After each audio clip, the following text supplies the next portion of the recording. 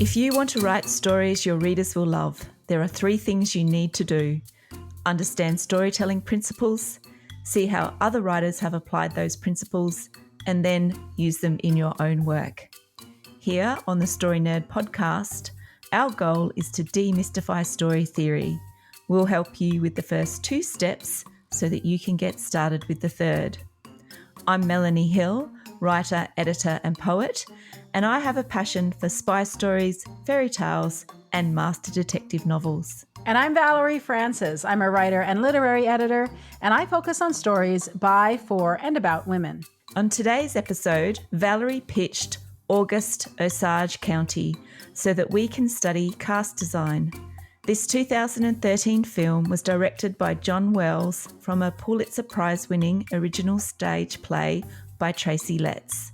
Now, of course, there will be spoilers because we can't talk about the movie without talking about the movie. And please help other writers find our show by leaving a rating and review. For Apple Podcast listeners, you can do it right from your phone. Simply go to the show's landing page and scroll to the bottom and hit 5 stars. It's that simple. All right, Valerie, how did you go with cast design for this first episode of the season? I can't believe we're in season 8 already. Woohoo! I know. Okay, so I am studying cast design this season, and the theory here, rest assured, it's really easy to understand, but really tricky to apply. When I first learned about it from Robert McKee, it revolutionized my writing. That is not an exaggeration. It really is a game changer. So many pieces of the story puzzle clicked into place that, I'm telling you, even though this concept can be difficult to apply, it is worth the effort. Now, a little side note about McKee's work. I've said it before and I'm going to say it again. Robert McKee really does know more about storytelling and about how stories work than anybody else in the business today. I haven't found anyone who comes close. The people who are coming in second, this is a generalization, but I'll do it anyway. They tend to discuss story theory, including character development, as it relates to the hero's journey, although they don't always acknowledge that that's what they're doing.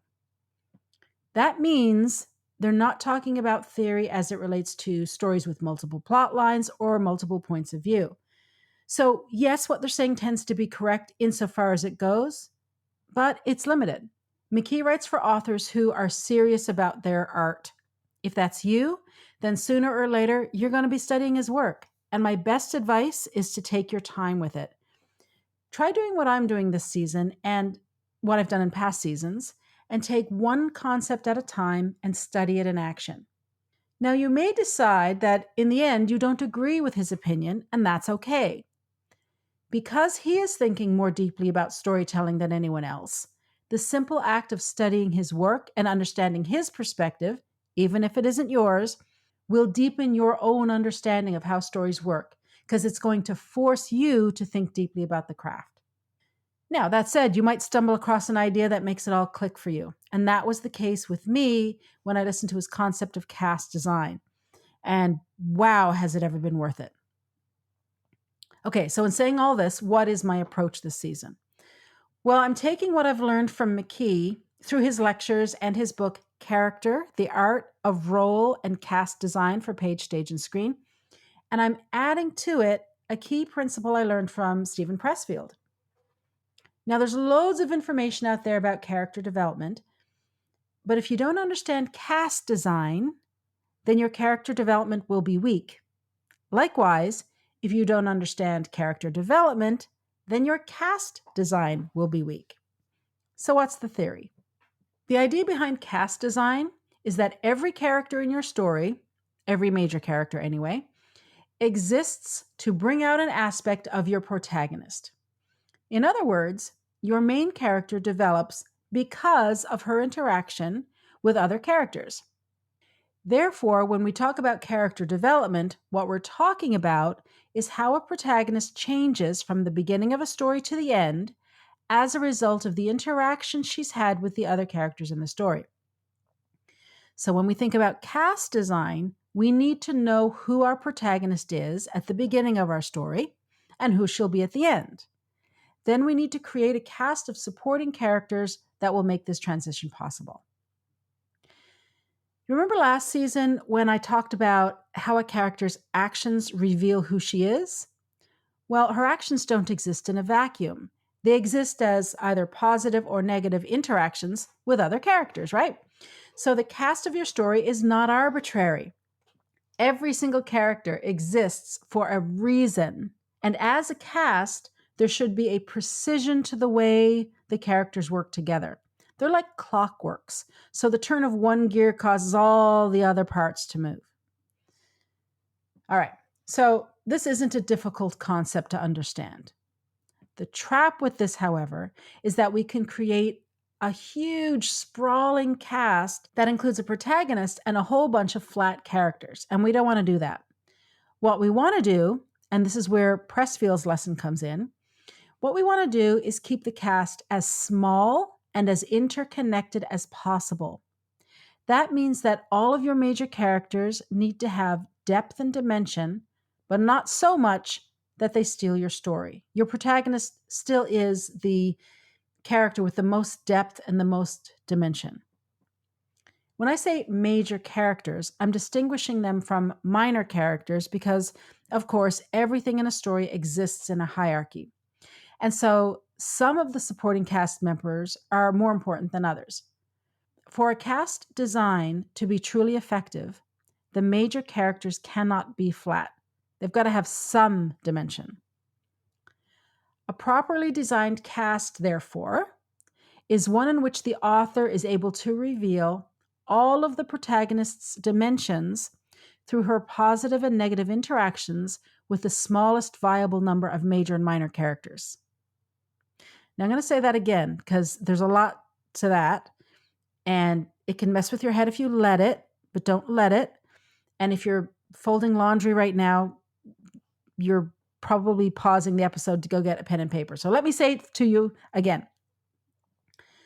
A properly designed cast is one in which the author is able to reveal all of the protagonist's dimensions through her positive and negative interactions with the smallest viable number of major and minor characters. If you're a visual learner like me, this might help you. Robert McKee suggests picturing the cast like a solar system. Simply put, the protagonist is the sun, the major characters are like planets orbiting the sun, and the minor characters are like little moons circling the planets. He's got some terrific diagrams in his book, and he calls these diagrams cast maps. So that's it. That's the theory. It's not challenging, right? We all understand the solar system and cast maps. It's not difficult. Applying it, though, can be a real bugger because most of us don't know our main character well enough. That's our challenge. Before we can apply it to our own work, we've got to see it in action a few times. So when I'm learning a new concept, I don't try to learn everything about it all at once. It's too overwhelming. Instead, I take one piece of the concept and I study that. And once I understand it, I add to it. And this is the way I want to teach you to do it, because when it comes to story theory, the overwhelm is real. It is real. And a lot of people just walk away from it and, throw in the towel because they just get overwhelmed. And there's no need to be overwhelmed. So what I'm going to do this season is focus on how the major characters bring out aspect of the protagonist's character. Alrighty, on to August, Osage County. I'm going to focus on Barbara because for my money, she's the protagonist. So imagine a solar system where Barbara is the sun. Circling her as planets are her parents, Violet and Beverly, her sisters, Ivy and Karen, her daughter, Jean, and her husband, Bill. Now, you could argue that Aunt Mattie Faye is also in her orbit. This cast is so tightly woven that everyone's storyline touches everyone else's storyline. But I've put Mattie Faye in an orbit around Violet because she's Violet's sister. Likewise, all the other major characters are in orbit around one of the characters I've just mentioned. Steve is in orbit around Karen. Charles is in orbit around Mattie Faye. Little Charles is in orbit around Ivy, and so on. That means that Violet, Beverly, Ivy, Karen, Jean, and Bill all bring out an aspect of Barbara's character. Now, this is the story of a very dysfunctional family, which, by the way, is based on Tracy Letts's own family. Imagine that. And the comment that his mother made when she read the stage play script was that Tracy was awfully kind to her mother. So his mother would have been the Barbara character.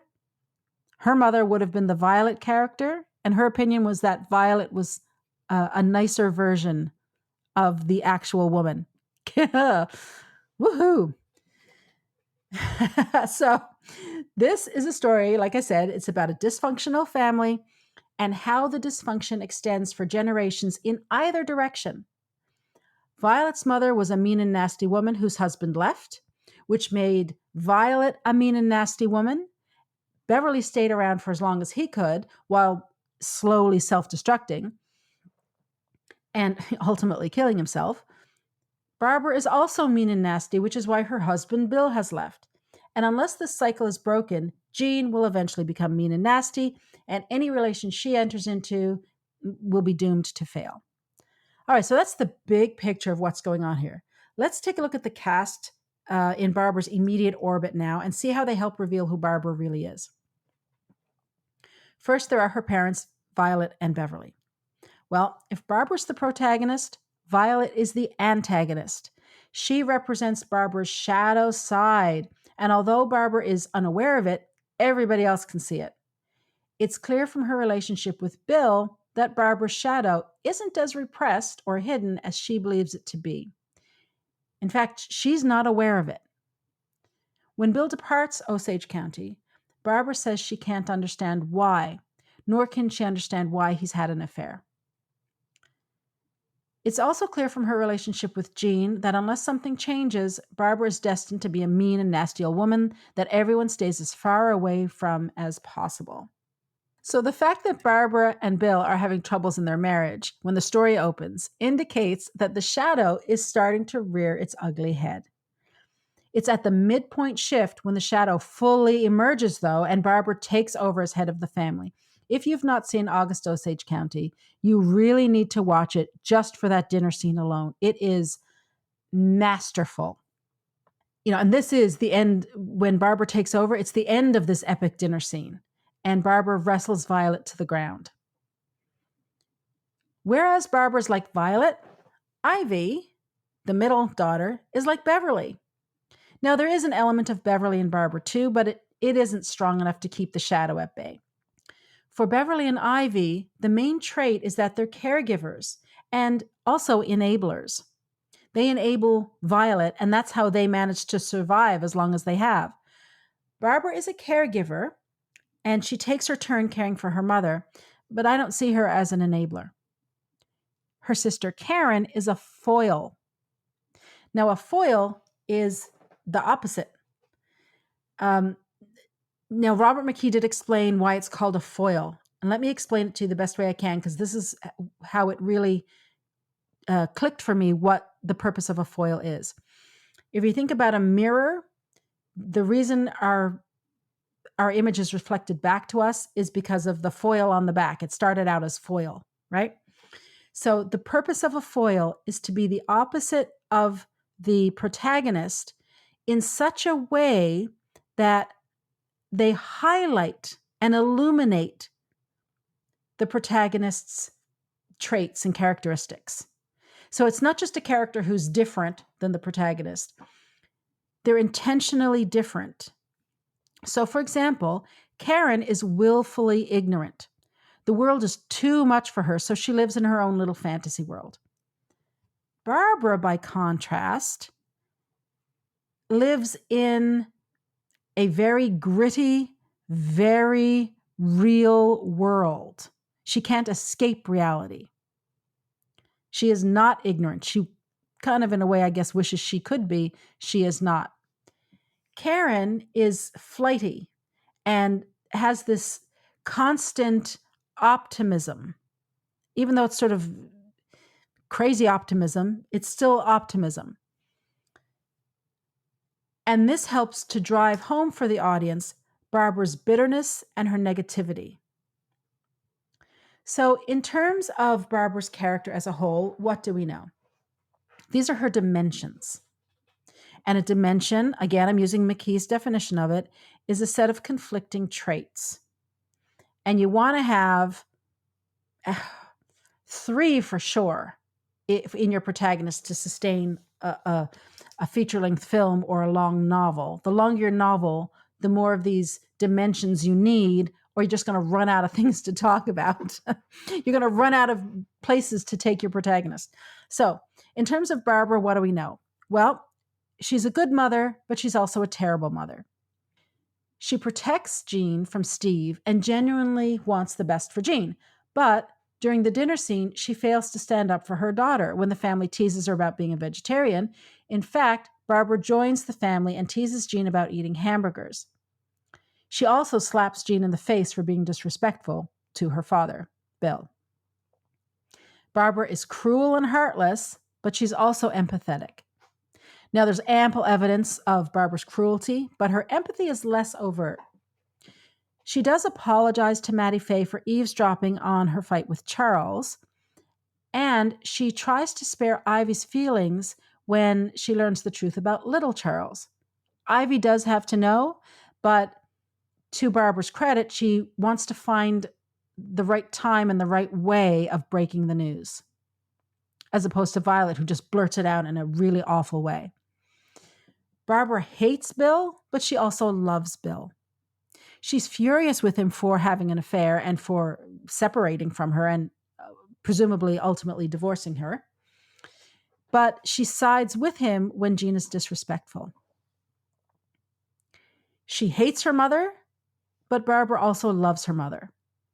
Barbara's furious with Violet for everything that she has put the family through and for being a drug addict and being mean and hateful. Yet, she will not commit Violet to a hospital, and she goes to bat for her against the doctor who has obviously been overprescribing medication. Barbara cares for Violet, making sure that she has been bathed and fed.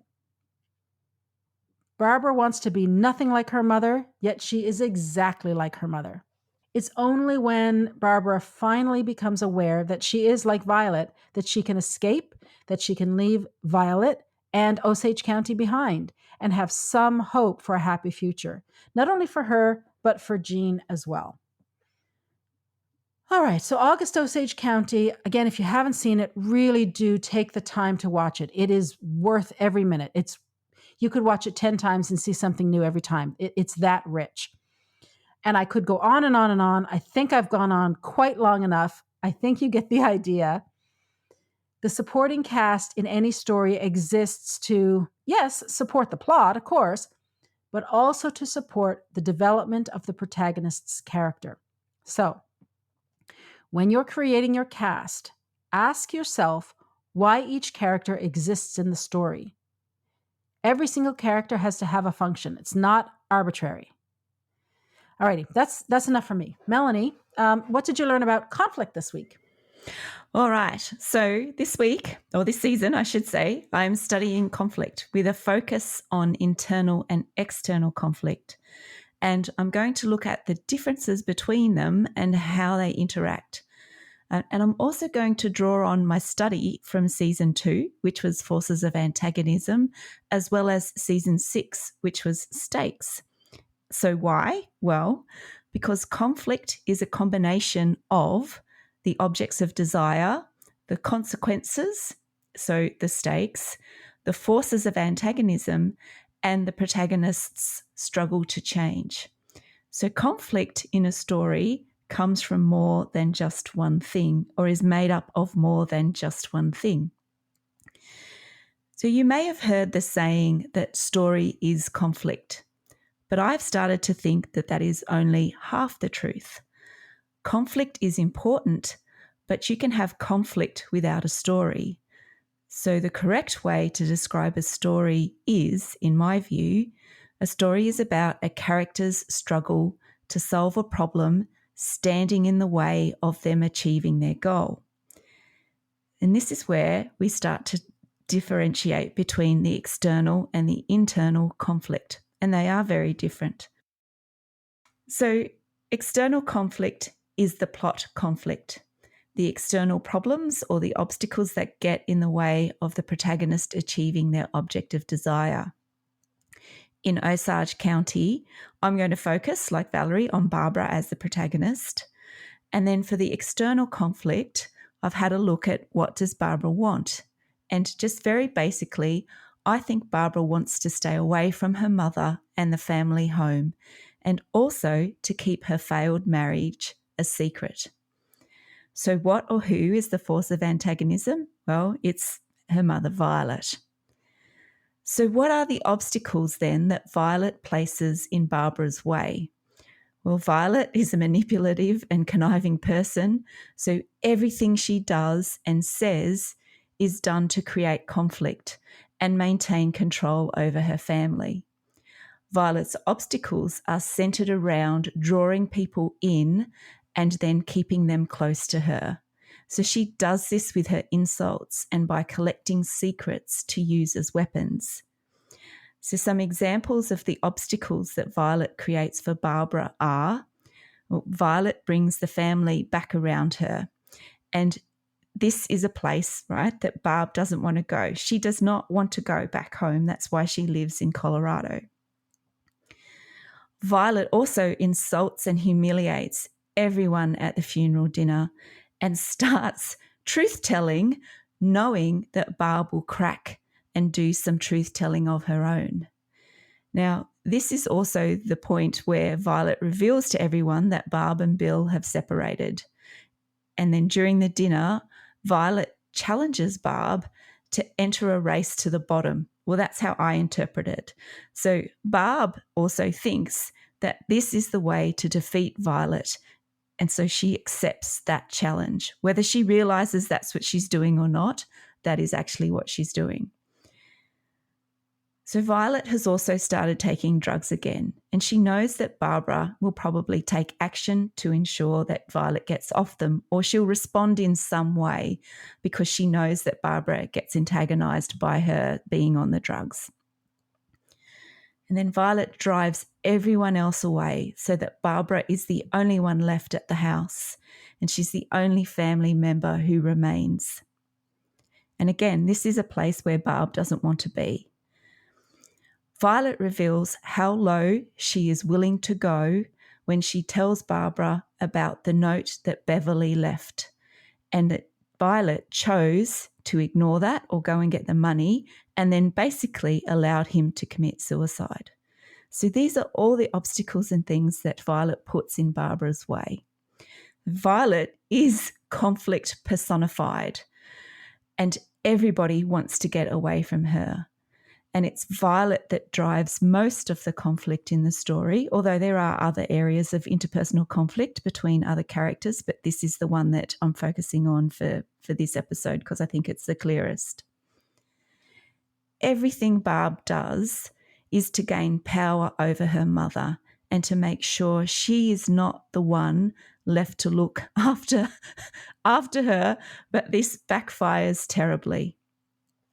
So from an external conflict perspective, Barbara moves further and further away from her object of desire.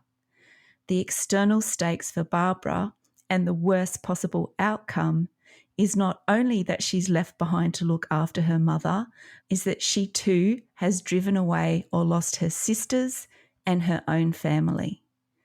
So every action that Barbara took, everything she said to her family was an attempt to overcome the obstacles that Violet threw at her, and Barb failed until she resolved her internal conflict. Now, internal conflict is the emotional struggle the protagonist experiences while trying to respond to the external problems and obstacles. Now, I just want to make a point here that internal conflict is not the same as character arc. A character can have an emotional struggle and no character arc. So character arcs are about the changes that the protagonist makes with the way they act and the way that they think. So for example, Barbara is clearly struggling with the way she treats her family. And as Valerie mentioned, Barb loves her daughter but criticizes her. She wants to protect Ivy but also verbally abuses her. These are the external signs of her internal conflict. The point where Barbara's character arc kicks in is when Violet reveals that she could have stopped her husband from committing suicide but didn't. This is the point where Barb chooses to leave her mother behind. This demonstrates that she now thinks differently about her mother. She sees her clearly and decides to walk away for good. The consequence, if Barb remains with her mother, was to become like her. Now, the decision to leave was the resolution of the external conflict and achievement of the objects of desire, because Barbara's internal conflict got to the point where the pain of changing was less than the pain of remaining the same.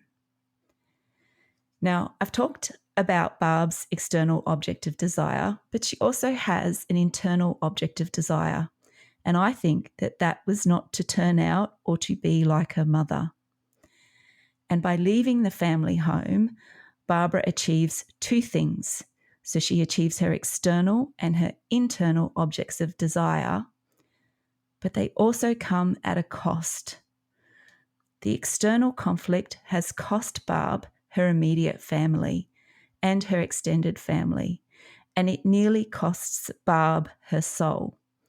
But she changed in time to stop, I think, the worst possible outcome, which is to be and stay with Violet, or to be like Violet. Now, in Osage County, there is conflict in every relationship, but it's Barbara's as the protagonist that demonstrates how external and internal conflict are created. And that is by establishing her objects of desire and the consequences of not getting it. Seeing her reactions to the obstacles that Violet puts in her way, and then the outcomes of her struggle to change. So conflict is about making characters struggle to solve problems. External conflict is the plot conflict, and the protagonist must overcome external obstacles to get their objects of desire. Internal conflict is the emotional struggle the protagonist experiences responding to the external problems. And internal struggle is not the same as character arc. So we'll explore this more in the coming episodes, but that's a pretty good introductory, I think, into the types of conflict or the differences and similarities between internal and external conflict and how they interact together. So Val, what are the action steps for this week? Well, it's a big one this week. What I want everyone to do is create a cast map for your story, and then identify how each of the major characters in your protagonist's orbit reveals an aspect of the protagonist's personality. This is a big idea. It will take you some time. It will require you to think really hard about who is in your story and why they're there. But this work, I promise you, will make your story better. Okay, well, that wraps it up for this week. Join us again next week when we discuss The Woman King. To support the show, please leave us a rating and review and tell your writer friends about us. For access to writing templates and worksheets and to more than 70 hours of training, subscribe to Valerie's Inner Circle by visiting valeriefrancis.ca/innercircle and follow her on X, Instagram and Threads at Valerie_Francis. And if you'd like to get my tips about books to help you read like a writer, visit me on Facebook and Instagram under Melanie Hill Author, or find out more about me at melaniehill.com.au. And remember, story theory doesn't have to be difficult. It's a tool to help you write more, not less. So take it one step at a time and have fun.